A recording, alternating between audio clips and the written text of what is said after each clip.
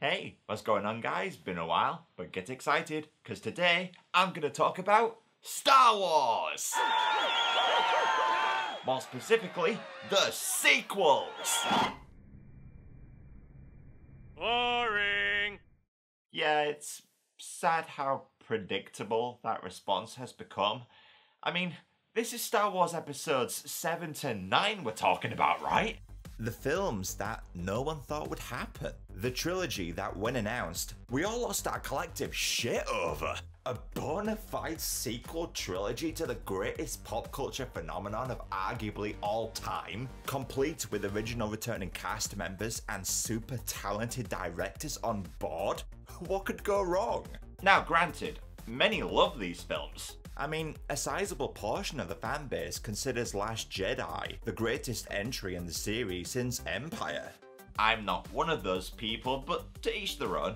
But the general consensus is that not only are the sequels worse than the original trilogy, they're worse than the prequels. And granted, the prequels have seen a bit of a renaissance of late thanks to the generation that grew up with them becoming adults now. But still, for a trilogy to be labelled worse than the films that gave us Jar Jar Binks, stilted dialogue aplenty, and one of the worst on-screen romances in movie history is really saying something. But what's interesting is that the sequels do effectively fix what people didn't like about the prequels. The acting is better, the dialogue is less wooden, there's a bigger emphasis on practical costumes and sets. On paper, these films sound great. But where these films faltered, for me at least, I mean, how much time have you got? The humour is hit and miss, many characters have wasted potential or don't behave like they should, the pacing of the story can feel slow and disjointed, and there's a million different plot threads that make no sense, and what ones that do are just straight up lifted from the original trilogy. These films are entertaining enough, and I enjoyed all three on first viewing, but analyse them even a little, and you'll find they're a complete mess. But for me, one of the most disappointing aspects of the films was how many times, when watching, I was like, oh man, if only they had done this, and they could have changed that tiny little thing, and we could have had this happen instead. Ah! Look, the sequels had a fantastic setup. I just don't think they took full advantage of it. They set in motion so many interesting twists, so many intriguing ideas, but they more often than not retcon them to appease viewers. If only they had been a bit more daring, if only they had taken some more chances, these films could have rivaled the legendary status of the original trilogy. So what would I do? Say I was hired as a script supervisor on the Star Wars sequels.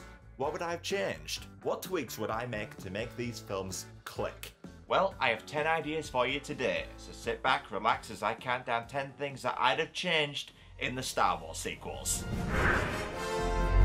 Number 10. Where the fuck did the First Order come from? Okay, I realise this is likely explained in all the extended universe books and comics, but something this vital should have been addressed at some point in these movies. Chronologically speaking, the last time we were in the Star Wars universe was Return of the Jedi. The Empire has been destroyed, the galaxy celebrates, the heroes have saved the day. Cracking. But one measly episode later, and all of a sudden, another Empire has come forth with a weapon that puts even the combined power of both Death Stars to shame. Who are these guys? What are their goals? Are they remnants of the old Empire or a new force altogether? How are they funded? How did they build Starkiller Base? And who would even join such an organization? None of this is explained. Look, all you needed was a Fellowship of the Ring-esque intro to Force Awakens. Have someone like Leia recall the events of the past 30 years from her perspective. Maybe the First Order came about after the galaxy became increasingly more lawless after the Empire disbanded, and people were looking for, well, order again. This is actually explored a little in The Mandalorian. The Empire improves every system it touches, judged by any metric. Safety, prosperity, trade, opportunity, peace. It's something that would be fascinating to dive into, because the Empire are bad, duh, they destroy planets after all. But there would be some worlds out there that thrived under them. Rich worlds that benefited from the Empire's willingness to enact law and order on anyone willing to rebel against their corrupt governments. So when a new Empire starts gaining traction in the galaxy, oh shit, sign us up. But no, the First Order are simply portrayed as bad guys. And that's fine, but for an organization to show up out of the blue like it does, you need to establish what makes them so appealing to the literally millions of people that follow them. Just would have helped us understand the villain's motivations that much more. Number 9. Rey's double blade. Yeah, this was surely set up to happen, right? Rey uses a quarterstaff as her base weapon, so a double blade would suit her fighting style. There's the training sequence in Rise of Skywalker where she's having difficulty with Anakin's blade, so she breaks out a staff-like stick to finish off the droid. There's evil Rey who straight up uses a double blade. There's Ridley's stunt double, Chloe Bruce, who clearly excels at this fighting style. And hell, there's even concept art of Rey with a weapon. So why didn't she get one? I mean, Rey has 3 different duels against Kylo in these films. Yeah, 3 fights with the same opponent, so a double blade could have offered a nice way to spice up the choreography. Like, you know when Luke gives her Leia's old saber? I was like, oh my god, this is surely the double blade, right? Leia could have been a user of one, and her strong connection to Rey would make this a very sentimental weapon to her. Or maybe Rey could take Luke's and Leia's single-bladed sabers and forge them together in a cool montage sequence. That'd have been dope. I mean, what could have been? And considering Rey goes for a yellow blade at the end of the film, we could have had a double-bladed yellow lightsaber. Hell yes, get some Bastila Shan vibes going on in here. But not only do we not get the double blade, we don't even see Rey use her yellow one. Oh, you wanted me to use this? Nah, I'm gonna stick to the one that was used to murder younglings. I feel at home with this one. Stupid. Number 8. Flashback to Luke's Jedi Academy. Yeah, when you do a 30-year time skip, a flashback or two would definitely help out. And for me, what seemed like a glaring occlusion in these movies was Luke's Jedi Temple. Like, what was it like? Who did Luke train? Did he get help? Did he teach the principles of the old Jedi Order? Or once he developed himself? Fill us in a bit, guys. I mean, help us understand what the dude lost. He's a broken man in episode 8, but we don't really get to see what he's broken about. Dude, it's just a burning building. Get over it. I mean, yeah, many young Jedi die here, but note how they never show them, outside of barely visible silhouettes. I mean, Luke was literally responsible for the deaths of younglings. Like father, like son. This should have been made into a bigger deal. You could do some fancy de-aging work on Mark Hamill to have him look younger. Hell, you do this at one point. And then you could help us understand the relationship he had with his students, including Ben. Yeah, this flashback could work to Ben's benefit too, as we could see Luke training him. And maybe we could get a scene of him with his mummy and daddy. Yeah, it's easy to forget that Han and Leia are his parents, as all 3 are never on screen together. Ben and Leia don't share the screen once, and the only time we see Ben and Han together, he kills him. If only we could see the strong bond the Solo family once had, it would make Ben's fall to the dark side all the more tragic. And it would help us empathize with him. Which is bloody important to do, by the way, given his redeeming arc. You gotta get the audience back on his side. Would have helped out his character arc that much more. Number 7. The return of Christensen and McGregor. Yeah, like many, I was a bit confused as to why Anakin and Obi-Wan didn't return. They're Force ghosts just like Yoda. So where the hell were they? I mean, just shoving these guys in here for the sake of it wouldn't be a wise move, but Anakin certainly has a good reason to show up. Given Kylo Ren's fascination with Vader, his grandfather, I think it would have been so cool to see Anakin speak to Ben when he turns back to the light. Have him share his story, have him give Ben some words of wisdom. There's actually one scene in Rise of Skywalker where this would have been perfect to incorporate. It's when Han comes back from the grave. Ha! A zombie! A real, actual zombie! Alright, okay, yeah, I guess this is a vision or something, but it doesn't make much sense given Han isn't Force sensitive. It's honestly more like Ben is going insane. Son is dead. It's too late. Just keep moving, don't make eye contact. So I think including Force Ghost Anakin here would have made much more sense, and would be far more interesting. In fact, there is an edit of this very concept online from a YouTuber called Mario e Luigi 64, so it's clear this is a fan favourite idea.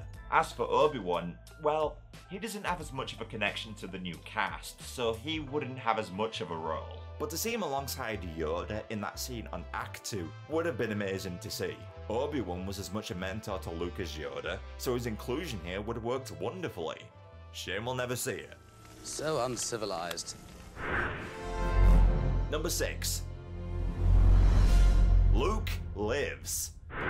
Yeah, I'm on about the fast one Luke pulls on Kylo, where he transmits himself like a Force hologram, I guess. Now there are 2 of them. Yeah, now, I legitimately was loving this scene. Until it killed him. I'm sorry guys, this was a shit death for the Luke Skywalker. Cause first of all, if you had to have him sacrifice himself, then why not just have him fly there in his X-Wing and sacrifice himself in a more heroic manner?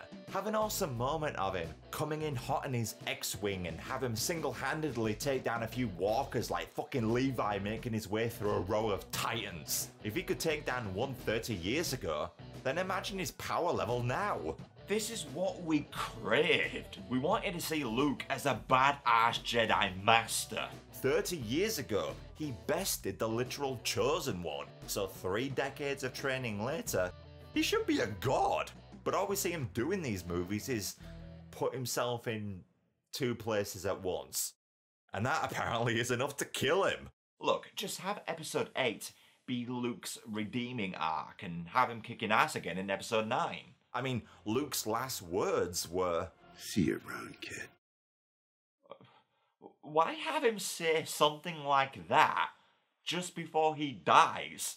Being dead kind of makes the act of seeing someone around kind of difficult, doesn't it? So how would I play this out? Well, I would have Luke save the day as he does, and I'd then have him go back to his hut, very much alive and well, and he'd pull out a box. Yoda then shows up again and they look at each other and simply nod like they're in agreement. And out of the box, Luke pulls out his trusty green saber. And he'd say something akin to Vin Diesel going, "One less rod." Hype us up, guys! Now, I do get why Johnson killed him off. I mean, imagine if Luke survived. We'd be like, oh, Kylo won't stand a chance against him in a duel. Where would the tension be? This is Rey's fight. If she had a badass Jedi Master on her side, then it'd be 2-on-1 and incredibly unexciting. And I agree. So to fix this issue, stick around for my number 1 pick, as it'll certainly give Luke a big reason to stick around. Number 5. No more bloody Death Stars. I could not believe it when I heard this in episode 9. The Emperor sent a ship from Exegol. Does that mean every ship in the fleet Has planet-killing weapons, of course they do. Of course they do! Holy shit! 4! They're up to 4 fucking different Death Stars! 4 Death Stars! I can feel your anger. Look, I realise you wanted to give the bad guys a big new threat of a weapon and you wanted to up the stakes, but giving them over 1,000 Star Destroyers, all with planet-destroying capabilities? It's a bit much, don't you think? Imagine after all that effort Luke went through to destroy the Death Star, and someone told him over the radio, well, 1 down, 1,079 to go. No! So what should have been done? What would be a big new threat that's intimidating, but not completely ridiculous? something that the First Order could do untold damage with, but wouldn't be yet another planet-killing battle station. Well, what about the Starforge? This was seen most prominently in the Knights of the Old Republic video game. It's a giant Death Star-esque station, but it doesn't destroy planets. It instead uses the power of a nearby star, something the First Order has experience with, along with the power of the Force to create massive armadas of ships. This would still be intimidating as hell for the heroes, and it would have the added benefit of explaining where the hell all these Star Destroyers came from. Have Exegol be home to the remnants of the Starforge we see in Knights of the Old Republic. Have Palpatine discover it, and then have him spend the 30 years from Return of the Jedi onwards overseeing the construction of this massive army. But don't make them bloody Death Stars. The fact that there's over 1,000 of these things is intimidating enough. Jeez. Number 4. Do something with Phasma.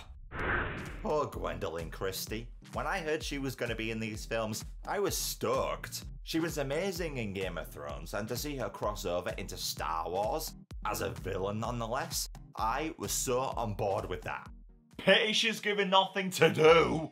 I just don't get it. You surely cast someone like Christie to be an intimidating presence, right? And she sure as hell looked it in that metallic stormtrooper getup, but she's just constantly humiliated, and for some reason is often the butt of jokes. What do we do with her? Is there a garbage chute? Trash compactor? Yeah, there is. It's clear her storylines with Finn in that he betrays her to join the Resistance, and then they have that duel in episode 8. So just go a little more in depth with that. Like that random trooper that Finn fights on Takodana. Traitor!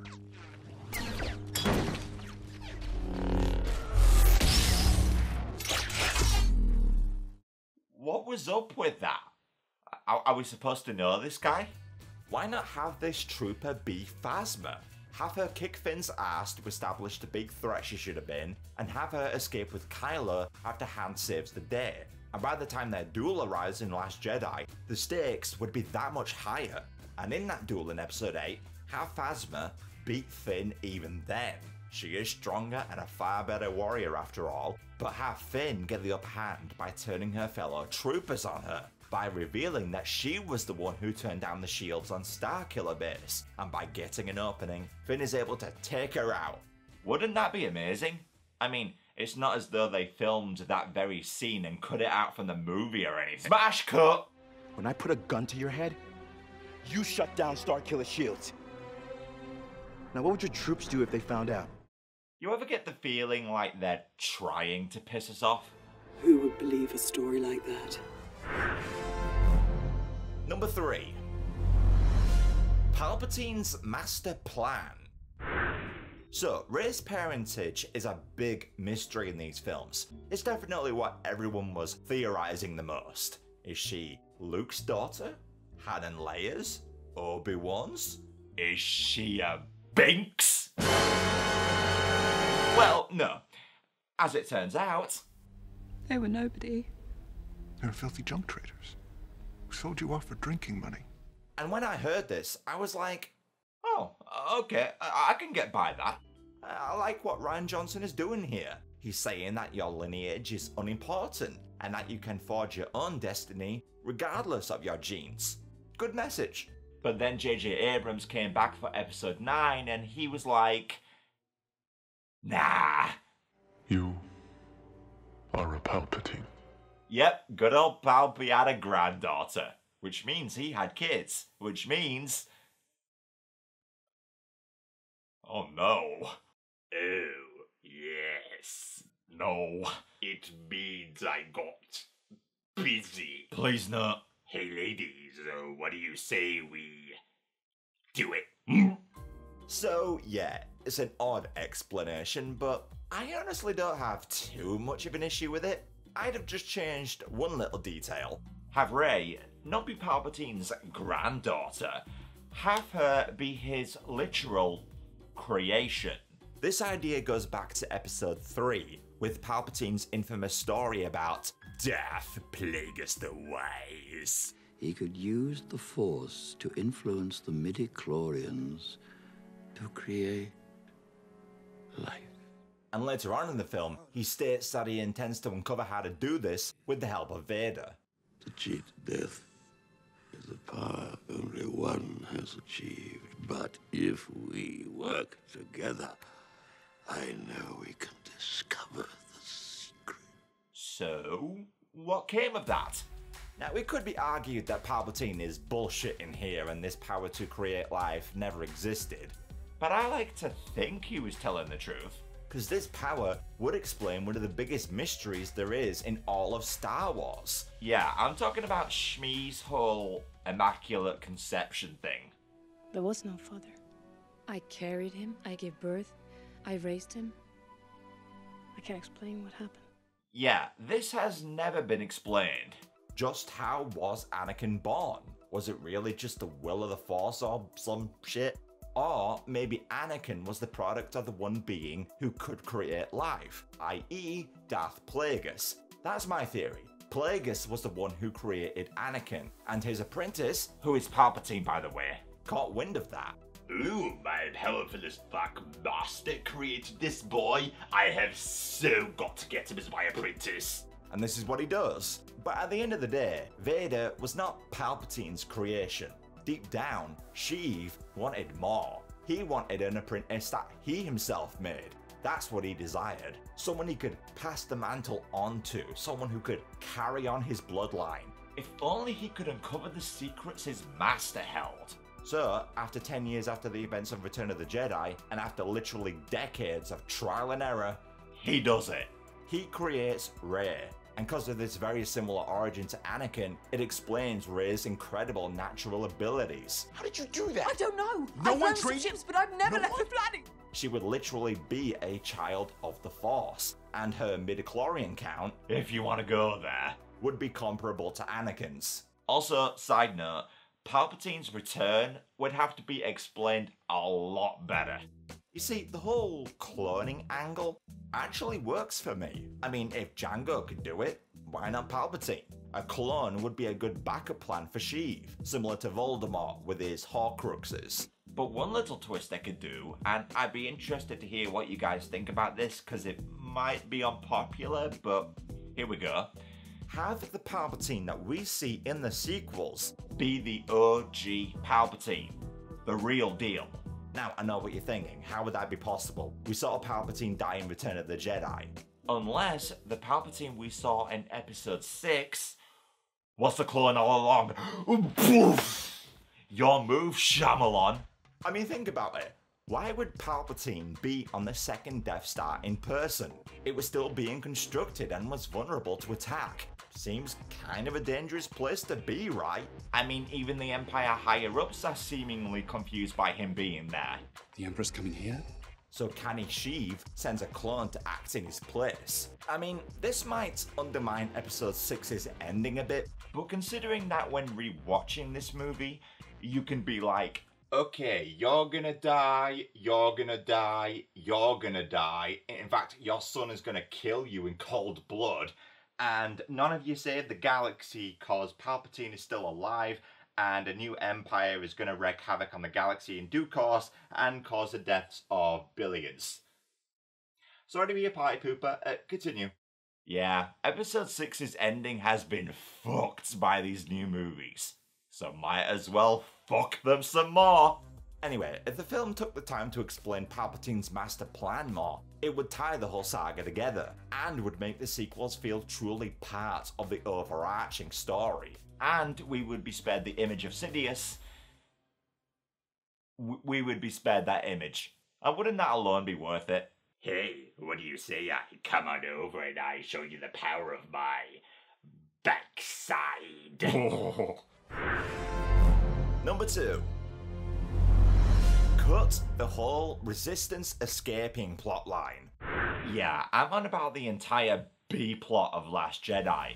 While Rey is on Act 2 training with Luke, you know, the interesting part of the movie, we have to keep cutting back to this slow-ass chase scene with the First Order following the Resistance, who can't escape because they're low on fuel and being tracked through light speed, and the First Order can't attack cause... Man, isn't that the million-dollar question? What is the point of all this if we can't blow up 3 tiny cruisers? Hey, Hux is pointing out the plot holes. Well, they're faster and lighter, sir. They can't lose us, but they can keep at a range where our cannons are ineffective against their shields. Then just send out fighters. Or Lightspeed another ship in front of them. Or use a tractor beam. God, there's a million things you could do. But no, the First Order are stupid, so we have to watch this drawn-out feud between Poe and Holdo, which could have been over in a second if Holdo had just told him her plan. And then there's this other drawn-out subplot with Finn and Rose, where they get captured and thrown in prison, all cause they illegally parked their ship. Can't park that shuttle here, but they just lit off toward the casino. Can you imagine if Han got caught and frozen in carbonite, all cause he double parked the Falcon? This whole section of the movie just screeches Last Jedi to a halt. Honestly, I'd make The Last Jedi mostly just about Rey and Kylo. Like 80% of the movie would just focus on them. This whole chase scene is a far less exciting version of similar events from Empire, so drop it. Have the intro scene still so you can start off with a fun action scene, and then have the Resistance escape to Crait right away, cause this would be home to a backup Resistance base, and then Poe, Finn and Leia can spend the movie trying to rebuild the Resistance. And maybe you can throw an action scene in there when a planet they ask for help from betrays them to the First Order, and that could lead to a final showdown on Crait. I think this would streamline the movie so much and would help deal with that 2.5-hour runtime, which does indeed drag. Okay, before I get to my number 1 pick, I wanted to share with you some honourable mentions, because when I was writing the script for this video, it was initially a lot longer. Lando's backup. Yeah, the fact that Lando was able to muster up a force of over 14,000 ships in the small time he had was nothing short of ridiculous. I would have it so that Lando sets off for help far earlier in the film. And cause Luke would still be alive in my script, he would add extra clout to his cause. If a literal Jedi, if the man who defeated Vader and Palpatine came back to give the galaxy hope through a rousing speech transmitted from Coruscant, then maybe this scene wouldn't have our IQs. Finn as a Jedi. Yeah, Finn establishes himself as Force sensitive, so having him grow into a Jedi himself would have made perfect sense. Plus, it would have helped his character out in the later movies, as it would give him more of a reason to be there. And in my number 1 pick, I've got a great use for him in mind. Darth Pride. So Captain Pride was a bit of a highlight in the last film. Richard E. Grant had a presence about him that made him feel like an old school Star Wars villain, kinda similar to Grand Moff Tarkin. So I really wanted to see more done with him, and I feel writing him in as a Sith or Inquisitor could have been a really cool inclusion. As an additional saber user, could have helped shake up the fights a little. Cut out the Knights of Ren. Holy shit, what was the point of these guys? Ever since they showed up in Rey's vision in episode 7, we were all desperately theorizing who they could be and what threat they would pose to our heroes. But literally all they do in the films is just act as an obstacle for Ben to get through. They don't talk, they don't seem especially strong, so either just replace them with regular stormtroopers, or you could use my Darth Pride idea and have Ben face off against him in the finale instead. Okay, so there are my honourable mentions. Let's get around to my number 1 pick. And the number 1 thing that I'd change in the Star Wars sequels is the fall of Rey. Okay, so this final point is going to take a bit longer to get through, but there's a reason for that. Because I would argue that this is in regard to the biggest retcon in the sequels. And I'm not really referring to episode 9, as that is regarded as a massive step back of what episode 8 established. You come from nothing. You're nothing. Several months later. You are a Palpatine. But if you ask me, episode 8 retconned itself before it even ended. You see, the whole movie, we get to see an ever-evolving relationship between Rey and Kylo. The scenes they have together are quite fascinating. helped by Ridley's and Driver's performances, and I would call them out as one of the sequel's major highlights. So when Kylo betrays Snoke to save Rey, I was of course expecting the two of them to join forces. After all, Rey had a choice between this guy... You come from nothing. You're nothing. But not to me. Or this guy.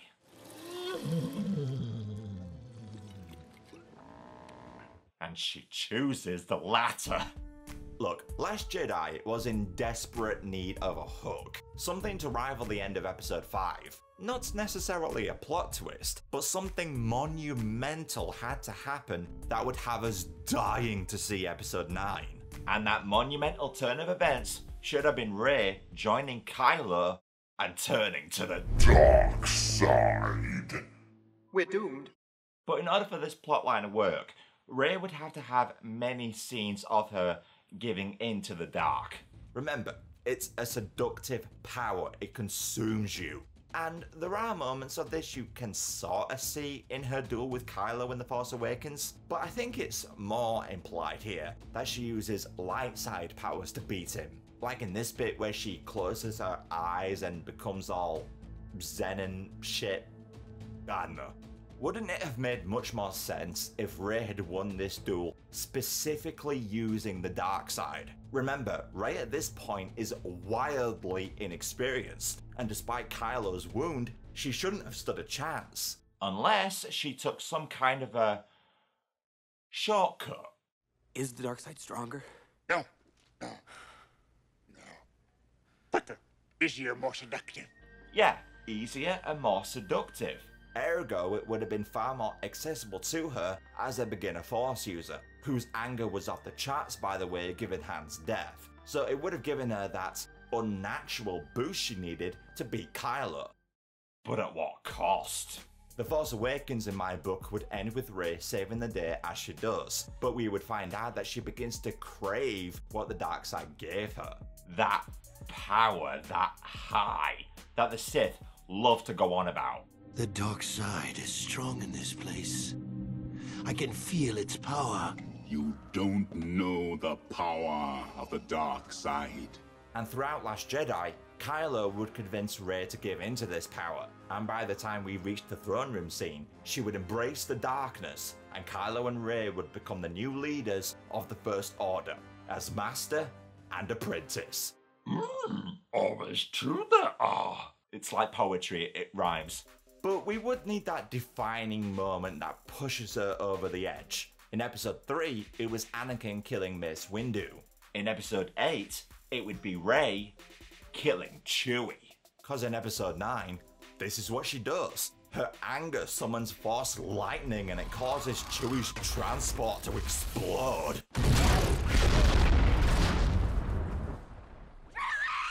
I thought this was hands down the best scene in Rise of Skywalker. My jaw was on the floor when I saw this. To have her anger manifest into Sith lightning and for that to cause the death of a loved one, that is dark as shit and I fucking love it. Pity they had to go and retcon it after just 2 minutes of screen time. What the fuck? So what I would do is have this moment in episode 8 instead, and have her feel no remorse when she does it. Remember, dark side seductive power. It would be her first time using Force lightning, and she would like it. And more importantly, have Chewie really die. I mean, look, I love Chewie, but without Han, he's not that interesting anymore. And by episode 9, his character has no reason to be there. So, kill 2 birds with 1 stone. Trim your massive character roster while having him act as the catalyst for Rey turning to the dark side. Then I can picture the final shot of Last Jedi. It would end with something very similar to this piece of concept art. Have the ominous music swell as it zooms in on Kylo on his throne with Rey by his side. Then it cuts to a close-up of Rey with her eyes closed. Cut to black. The credits then play in complete silence like what they do after a really fucking dark episode of Game of Thrones. Holy fucking shit. it would be a somber, dark end.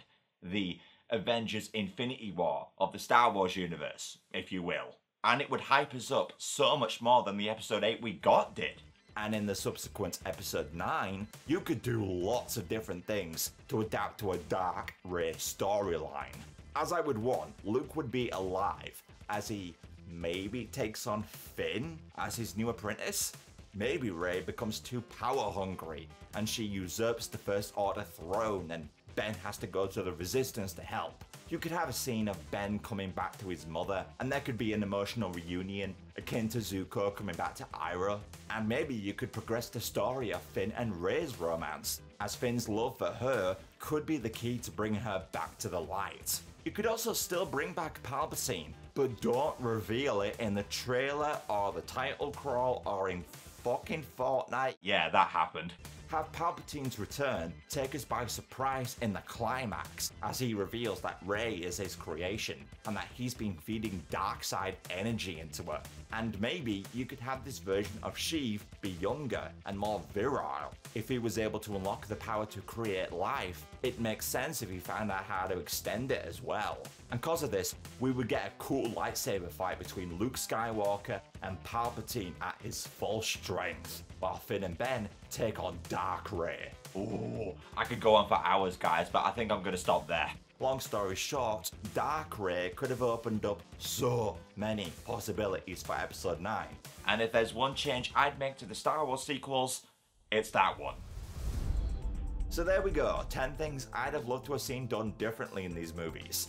Now again, I do think there's a lot of good in these films. From seeing Han and Chewie back to their old antics, to Holdo's lightspeed strike, to Luke training Rey on Act 2, to the interesting and evolving relationship between Rey and Kylo. There's a lot of good stuff here. So hopefully Disney remembers what worked in these films and pushes those aspects more for future Star Wars episodes. What do you think? Do you reckon they'll do an episode 10? I mean, I want to see that. And I mean like a sequel to episode 9, episode 10.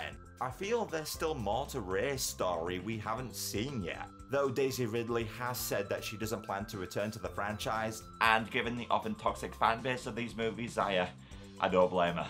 So it looks like this is where this story ends. And despite my initial enjoyment of them, I can't help but feel disappointed.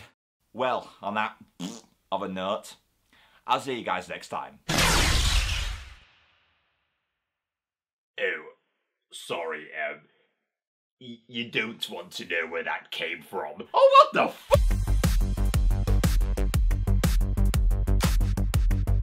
Hey guys, thanks for watching. I just want to give some shout outs to my top tier supporters on Patreon. Thanks to Phoenix of Dust, Alex Dewar, Marshall Kaiju 98, General Kenobi, hello there, Andrew Lane, Duarte Belen, Dr. Ten, Timothy J. Kilner, Jacob Matthew Crawford, Joey, Thomas Wright, Mark Tonner, Gregorio Vasquez, Cow Queen, Scott Hazlitt, Lieber9999, Max Stahl, Goldsbro TSG, Jacob Burgess, Joshua Bowden, Saul Montague, Jack Downey, Christian Lishka, and Stephanus Sujaputra. All of you kick ass. Thank you so much. More videos in the works, guys, so stay tuned. Take care of yourselves.